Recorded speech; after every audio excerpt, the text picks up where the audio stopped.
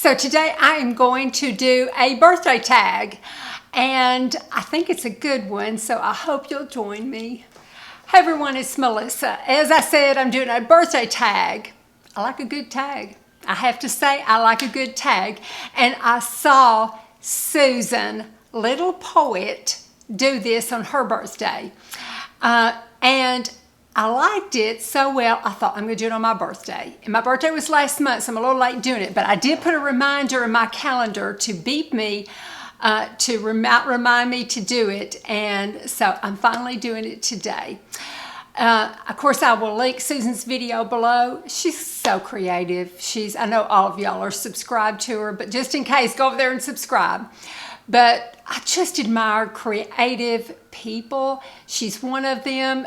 Visually beautiful videos, and the sound, the way she talks, just everything is so lovely and so creative. She just has such a good eye, and a good eye for decorating, just a good eye for everything. She's just artistic, and I just can't tell y'all how much I admire that. I love artistic people. And plus she's kind and she's sweet and she's got a good heart. So be sure that you go over and subscribe if you haven't already, and I will link her video. But the video is very interesting. It's called 9 Questions Exclusively for Women on Their Birthday.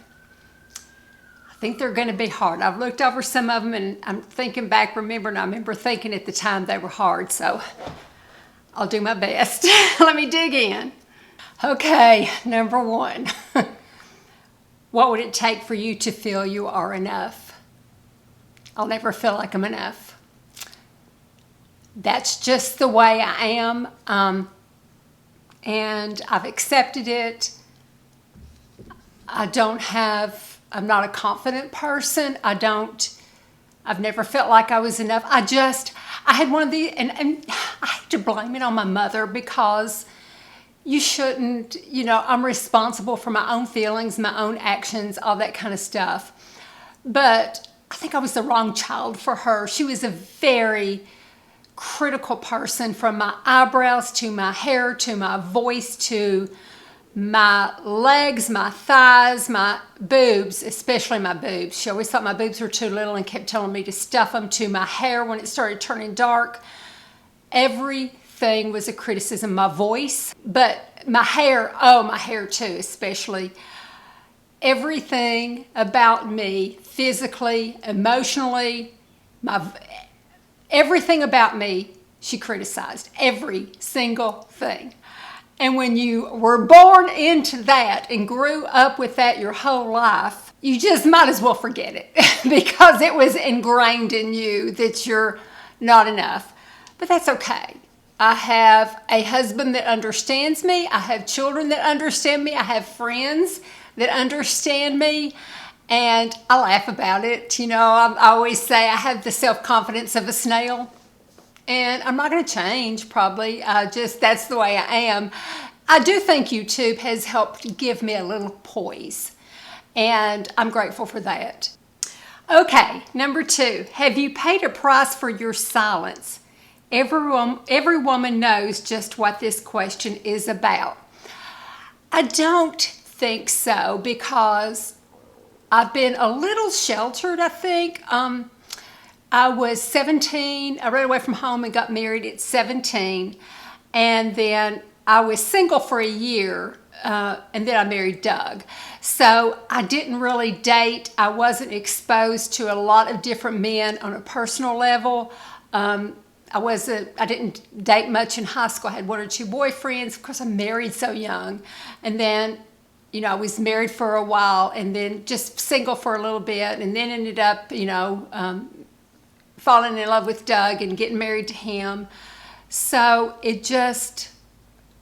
just haven't, thankfully, had to deal with anything like that too much. Like, since we got married in 1986, I've worked for Doug. So I haven't been exposed to anything like that in the workplace on a personal level. So I've been real blessed that way. But I know a lot of women have been exposed to that. What is it you need to change, and why are you not doing it?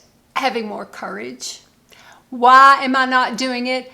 Because I don't have a lot of courage. I was always this scared child, but I had crazy parents.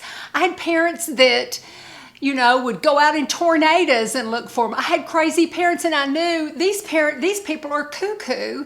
And, they would just do these things that I remember thinking were dangerous, and they would make fun of me because I was too scared to do them. I'm like, y'all are crazy. I mean, I just knew they were crazy. I mean, there's things that I would like to do more on my channel. I would like to do try my hand a little bit at ASMR. I'm so intrigued with it. I've practiced a little bit, but I'm too scared to do it for what people are going to say. So there's chances that I would like to take, but I'm a little, what are people going to say? Even at my age, at 69, I'm still worried about what people think. So courage, I think, is my answer for that. Have I made peace with my past? Yes. I brought up my mother, and I did a video about my father, refusing to have anything to do with my brother and me, and the hurt that caused. But I truly don't blame my parents. They were funny people, and they had their good points, and they took care of me, and they gave me nice clothes and good food and vacations. They gave me good things. So I can't blame them completely for anything, and I shouldn't, because you have to come to terms with your past and deal with it. There's some things about myself that I try to change, and some things in myself I'm just too old to ever change, probably, and that's okay. That's who I am. But no, I'm okay with my past. I look forward now to my future and my kids, my husband, my kids, and my grandkids. And Oliver. Those are the main things in my life. What is my blind spot? My blind spot is, probably two-part: worrying that people are going to be mad at me, and worrying that something I say is going to hurt somebody's feelings. I really worry about that, because sometimes some things can come out wrong, and I feel like I'm afraid I hurt somebody's feelings, and that really weighs on me and keeps me awake at night.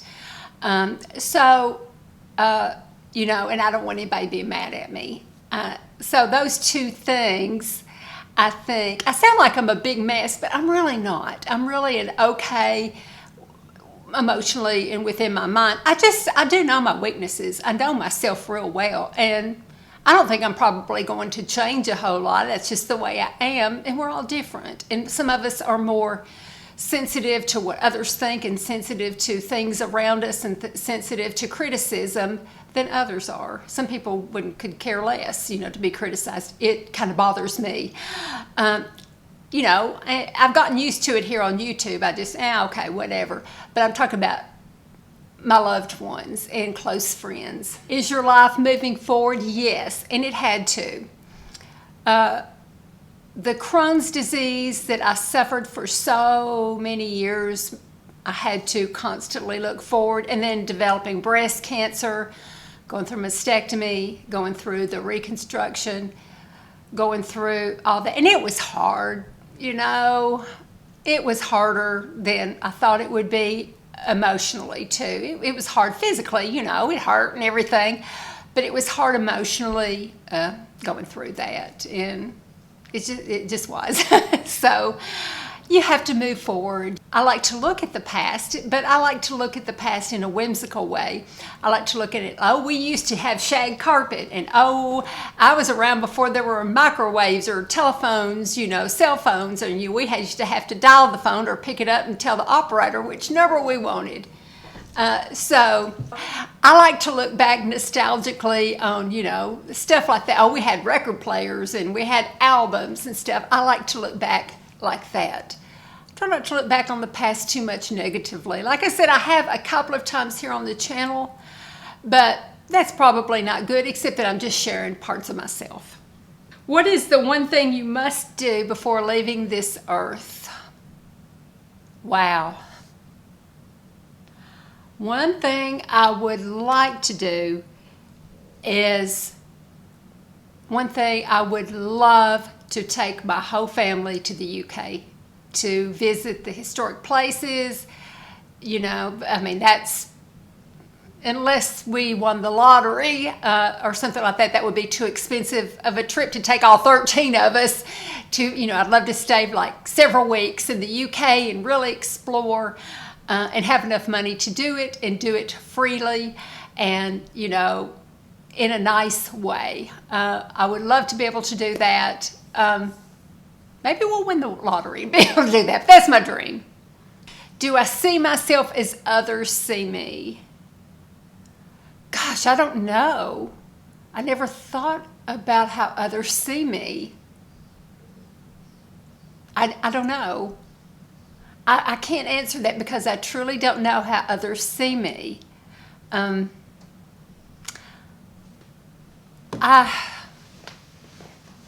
see myself as a pretty typical East Tennessee woman that's this age, that lives in a small town on a fairly quiet street, that likes makeup, and probably others see me that way. You know, I'm not a very complicated person.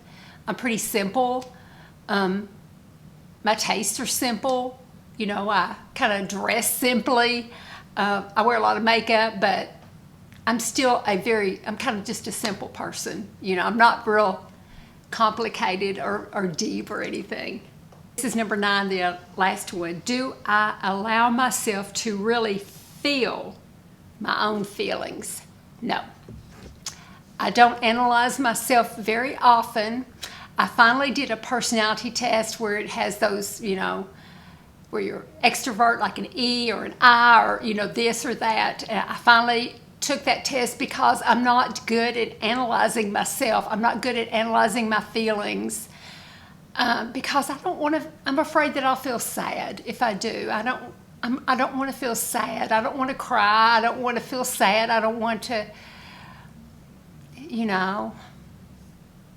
I've had a few things happen to me that has made me sad if I think about it, but I just don't think about it. I don't really try to feel it. I'll cry and try to get it out and then not think about it anymore. That's one thing I did with the cancer.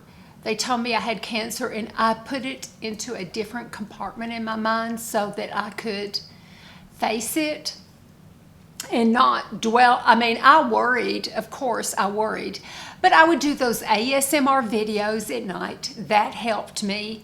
I didn't talk about it a lot to my family. I know I talked about it. No, I didn't. Of course, my daughter and my son called me right away. Of course, you know, Doug was right there, and I got the impression from them that they didn't want to really discuss it real deeply, so I didn't. Now, Doug did some, and I just finally told him, but he wanted to, in a way, okay, not feeling-wise, but physically, what are we going to do? Are you going to have a mastectomy? Are you going to have this? Are you going to need chemo? Are you going to do radiation? Are you going to go off your horn? You know, practical things, but not emotional. And my children, I don't like to burden my children with emotions too much. I want them to be happy, and I don't want them to ever worry about me. So I just tend not to ever tell them if I'm feeling bad or sad or anything like that. I try to stay upbeat. So, yeah, I don't know. I don't allow myself to feel that. I do a little bit. Now, let me take that back. I do a little bit because, like when my cousin died, you know, she was like my sister. I cried and cried and cried and wailed, and, you know, pretty loud and everything. And then I kind of got it out, and that helped me a lot. So I do feel my feelings of grief. I can feel that, but I try not to feel my feelings of sadness too much, because if I go down that path, I'm afraid I won't come back, I think. And I don't want to spend the rest of my life doing that. And here's the thing. I have a lot of blessings. I have 2 friends that their husbands have passed. And, you know, that's so hard. I I have my son is moving back in June, and he will be a preacher here in town. My daughter lives down the street. My husband and I have a nice, lovely life. I have Oliver, my dog. You know, I'm so blessed that I really don't have a lot of bad feelings to feel. You know, my cancer could have been worse. The Crohn's is pretty bad, but my medicine, my infusions are, you know, I'm having good reports. You know, the infusions are helping with it. So I feel like I'm in a good place. So I don't have bad feelings. So what I need to try to do is learn to feel my good feelings and concentrate on that. So that's kind of what I'm trying to do. I tell you what, this was deep. This was hard to answer. This made me think, and thank you for that, Susan. It was a good one. So think about this. On your birthday, do this video. Just even sit down and answer. I think it would be a good idea to write down, look at these answers, questions, and write down your answers and look at them. And then maybe next birthday, do them again and see if your answers are the same. I think that would be an interesting experiment, and maybe encourage ourselves to get more in touch with our feelings and try to work them out. So thank you, Susan. Those were hard. Thank you so much for watching. Like I said, I love a good tag. So, and this was a good one. I think I want to do, I'm on 11 years now, this May, of being on YouTube 11 years. I kind of want to do, if I can think of some way to do it, I kind of wanted to do a video of how I have my setup of YouTube, what YouTube has been like, what changes or not changes I have seen in YouTube, you know, just that, if I can. I don't know if I'll be able to, because it may be like, it would be a 2-minute video. It might not amount to anything. But if I can come up with some things, I would like to do that on my YouTube anniversary.